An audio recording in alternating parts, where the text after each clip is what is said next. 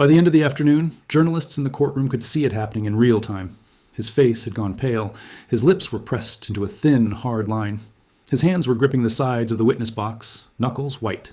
This was the most dangerous man in Nazi Germany after Hitler, a man who had just spent 2 full days making the chief prosecutor of the United States look like a fool in front of the entire world. And now, for the first time in the entire trial, he looked afraid. Hermann Göring had already beaten one of the most powerful lawyers on the planet. He was not expecting to meet someone who could actually beat him back. Understand who this man was before we go any further, because the stakes of what happened in that courtroom only make sense if you do. Göring was not some minor bureaucrat swept up in the collapse of the Third Reich. He had been at Hitler's side since the earliest days of the Nazi movement, commander of the entire Luftwaffe, Hitler's officially designated successor, and for years the second most powerful man in Germany. When the war ended, he did not hide. He walked toward the Americans, genuinely believing he would be received as a defeated statesman and treated with the respect owed to a fellow head of state. Instead, he became defendant number 1, first on the indictment, first in the dock, and for a while, first in the room in a way none of his captors had fully prepared for. By the spring of 1946, Göring was, by any honest account, winning. Not the war that had ended almost a year earlier. He was winning the trial. Hitler was dead. Himmler was dead. Göring was the highest-ranking Nazi left alive, defendant number 1 at Nuremberg, and he had walked into that courtroom having lost weight, gotten clean from the drugs that had clouded him for years, and rebuilt himself into something sharper and more dangerous than the bloated caricature the Allied newspapers loved to mock. He was, according to the psychologist who studied him in his cell for months, an extremely aggressive and formidable opponent who would not be easily intimidated. Everyone around him had been warned. Almost nobody listened closely enough. That same psychologist, an American army doctor named Gustave Gilbert, who spent hour after hour talking to Göring in his cell, had also identified what he believed was the one crack in the armor: vanity. Göring's obsession with his own image, his custom uniforms, his theatrical sense of self-importance. Gilbert warned the prosecution that ridicule, not confrontation, was the weapon most likely to unsettle him. It was a sharp piece of psychological insight. It also turned out to be almost completely beside the point, because the man who actually broke Göring never once tried to embarrass him. He simply refused to let him lie. The man assigned to break him was Robert Jackson, an Associate Justice of the United States Supreme Court, and the Chief American Prosecutor, a brilliant public speaker who had already delivered one of the most devastating opening statements in legal history. Jackson had every advantage on paper: rank, resources, reputation, an entire nation's moral authority behind him. When he finally rose to cross-examine Göring in the courtroom, it was, by every account, the single most anticipated moment of the entire trial. It went wrong almost immediately. Jackson asked broad political questions instead of pinning Göring down on specific documented crimes. And Göring, fluent in English and given extra time while his answers were translated, used every second of that delay to construct careful, confident, often theatrical responses that had the public gallery laughing along with him.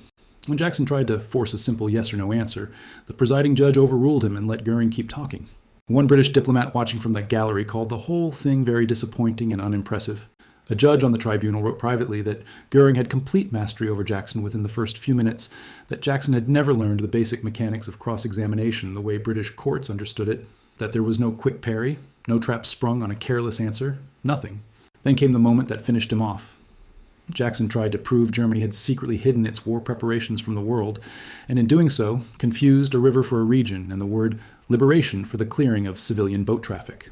Göring, sensing blood, replied with total calm that he did not recall reading, ahead of time, the published mobilization plans of the United States. The courtroom erupted in laughter. Jackson, humiliated, lost his temper on the record, and the tribunal had to adjourn early for the day. By the third day, Jackson himself was reduced to calling the proceedings a bickering contest. The most powerful legal mind America could send to Nuremberg had just been publicly outmaneuvered by the man he was supposed to be sending to the gallows. This is the part almost nobody tells you about this trial, because the version most people know ends with Göring hanging his head in shame at the verdict. It skips the several days in the middle where he was, by nearly every eyewitness account, winning. And it skips the one man who actually stopped him. His name was David Maxwell Fyfe, Britain's deputy chief prosecutor, and almost nothing about him suggested he would be the one to do what Jackson could not. He was not a household name. He had trained at the criminal bar in Liverpool, not the marble halls of Washington. He had become, decades earlier, the youngest person appointed King's Counsel in Britain in 250 years, a detail that tells you everything about the kind of relentless, technical, unglamorous competence he had built his entire career on. He did not care about theater. He cared about documents, dates, timelines, and the specific, boring, devastating power of getting a hostile witness to contradict himself in his own words. It is the kind of skill nobody writes movies about, because it looks like nothing at all from the outside, right up until the moment it works. To be fair to Jackson for a moment, because history deserves more nuance than a simple villain and hero framing, this was the same man who had already delivered one of the most quoted opening statements in the history of criminal law, and he would go on, months later, to deliver a closing address still studied in law schools today, the one that argued if these men were found not guilty, it would be the same as saying there had been no war, no crime, no debt at all. Jackson was not incompetent. He was simply operating in an American courtroom tradition built around hostile, rapid-fire cross-examination, a style that depended on speed and improvisation. It fell apart the moment every question had to be translated into German first, giving a sharp man like Göring all the time in the world to plan his next move. Watching Jackson struggle, Maxwell Fyfe had already formed his opinion. In a private letter to his wife, written the night before he took the stand against Göring, he described the Americans' cross-examination as having no form, no follow-up, nothing but a wealth of carefully proffered material with no plan behind it. He, on the other hand, had been trained in what he called a much harder and tougher school. He was not being arrogant. He was about to prove it. When Maxwell Fyfe finally rose to take over the cross-examination, Göring was still visibly enjoying himself, still smiling across the dock at his fellow defendants, still riding the high of having humiliated the Americans. Maxwell Fyfe chose his opening ground with total precision. The cold-blooded execution of 50 Allied airmen who had escaped from a German prison camp in occupied Poland, an operation history now remembers as the Great Escape. It was not a broad political question about Nazi ideology. It was a specific, documented war crime with dates, names, and a paper trail Göring could not talk his way around. The choice was deliberate, and it was ruthless in its own quiet way. Those 50 men had crawled through a hand-dug tunnel to freedom, been hunted down across occupied Europe, and then shot, most of them alone, or in pairs, on direct orders that traced back through the chain of command Göring commanded. It was not an abstract atrocity buried in political rhetoric. It was 50 individual, documented murders, each one with a name attached, each one with paperwork. The prosecution had already spent months assembling. Maxwell Fyfe was not going to ask Göring what he believed. He was going to ask him what he knew, and when, and who signed what. The style could not have been more different from Jackson's. Where the American had asked long, sprawling questions that gave Göring room to perform, Maxwell Fyfe asked short, precise, almost gentle ones, the kind that only wanted a simple yes or a simple no. And then, again and again, in that same calm and courteous tone, he would say some version of the same devastating sentence. Would you like to help me find the place? You were so helpful last time. He was using Göring's own earlier cooperation as the trap. Each time Göring reached for a document to prove his own innocence, he found himself reading aloud the exact sentence that proved his guilt, in his own voice, to the whole courtroom. By the end of that first afternoon, it was working. Journalists watching from the press gallery began describing what they were seeing in real time. Göring's face losing its color, his lips pressed into a thin line, his hands gripping the edges of the witness box. One reporter for the Daily Mail described Maxwell Fyfe as ruthless as an entomologist, pitting the squirming, wriggling German decisively to every point he tried to evade. Maxwell Fyfe himself, writing home that same week, put it far more plainly. Everyone here was very pleased, he told his wife. Jackson had made no impression, and had, if anything, built the man up further. I think I knocked him reasonably off his perch. The second day was worse for Göring than the first. Whenever he tried to expound at length the way he had with Jackson, hoping to recover his footing, Maxwell Fyfe simply cut him off, mid-sentence, with the same flat line every time. I have put my question. I pass on to another point. There was no theater to perform to, no laughing gallery to win over, just a relentless, methodical Englishman who understood the minutiae of Luftwaffe ranks and procedure better than some of Göring's own former officers, closing off every escape route one document at a time.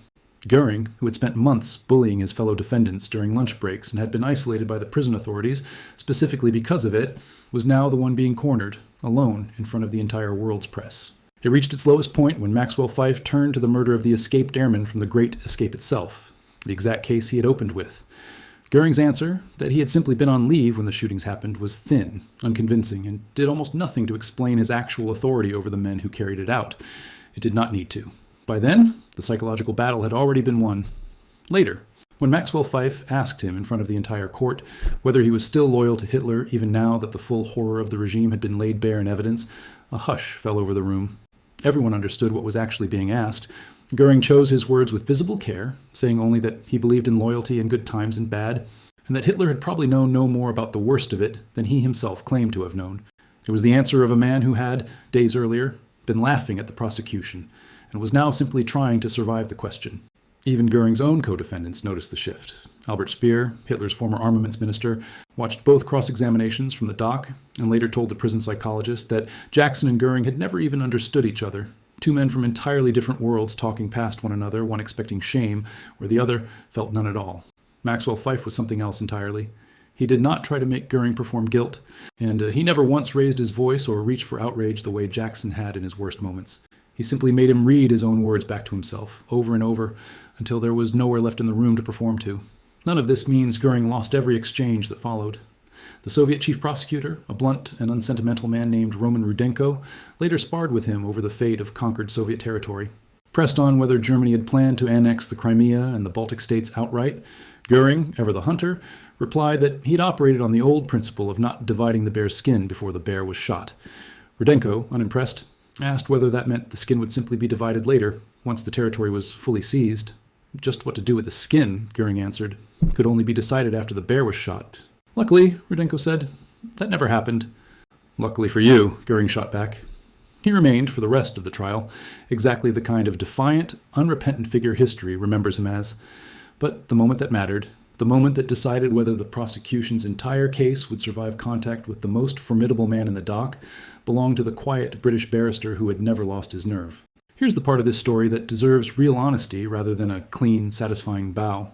Maxwell Fyfe's cross-examination did not force a confession, and it did not directly prove Göring personally ordered the airmen's deaths. What it did was something arguably more important for the trial as a whole. It publicly and permanently broke the illusion that Göring was untouchable at a moment when the credibility of the entire tribunal was genuinely at risk of collapsing under his performance. Historians who have studied Maxwell Fyfe's private letters describe this cross-examination as the moment that saved the reputation of the court itself, not just one man's case. Think about what that actually means. This was not simply a legal team scoring points against a hostile witness. If Göring had been allowed to keep controlling the narrative the way he had against Jackson for days in front of the entire world's press, the credibility of the very idea of holding the Nazi leadership legally accountable at all would have been badly damaged, right at the moment the world most needed that idea to hold. One tired, methodical Englishman with a stack of documents did not just win a cross-examination. He kept the whole premise of Nuremberg from becoming a punchline. Göring was convicted on every count against him that October. He was sentenced to hang. He never got the chance. The night before his execution, using a cyanide capsule whose origin has never been fully explained. Even now, he killed himself in his cell, denying his captors the ending they had planned for him. In a letter found afterward, he wrote that he felt not the slightest obligation to submit to an execution staged, in his words, as a show for the sensation-hungry. He wanted to be remembered as defiant to the very last moment. But defiance is not the same as invincibility, and for a few days in March of 1946, in front of the entire world's press, one careful, unglamorous, thoroughly prepared Englishman proved exactly that. Maxwell Fyfe himself did not disappear into the footnotes of history after Nuremberg, though most people today have no idea who he was. He went on to become one of Britain's most senior legal figures, eventually rising to Lord Chancellor, the highest judicial office in the land, and was given a title befitting the man who had once quietly dismantled the second most powerful Nazi in the world, Viscount Kilmore. He spent the rest of his career shaping British law from the inside, never trading on the Nuremberg moment for public fame the way a lesser man might have. The letters that reveal what really happened in that courtroom sat quietly in an archive for decades, written for an audience of one person, his wife, never intended as a historical record at all. Everyone remembers the man who lost. Almost nobody remembers the name of the only man who actually made him afraid. So here is what I want to know from you. When the most confident, most dangerous man in the room finally cracks, is it the big theatrical confrontation that gets him, the kind Hollywood keeps trying to sell you? Or is it always going to be the quiet, patient person who simply refuses to let a single lie stand uncorrected? If stories like this, the ones that don't get told the way you think you already know them, are what you come to this channel for, subscribe. Because we are going back into the Nuremberg record for more of exactly this. And if this one actually surprised you, hit like before you go. It genuinely helps more people find the real version of this story instead of the movie version. We will see you in the next one.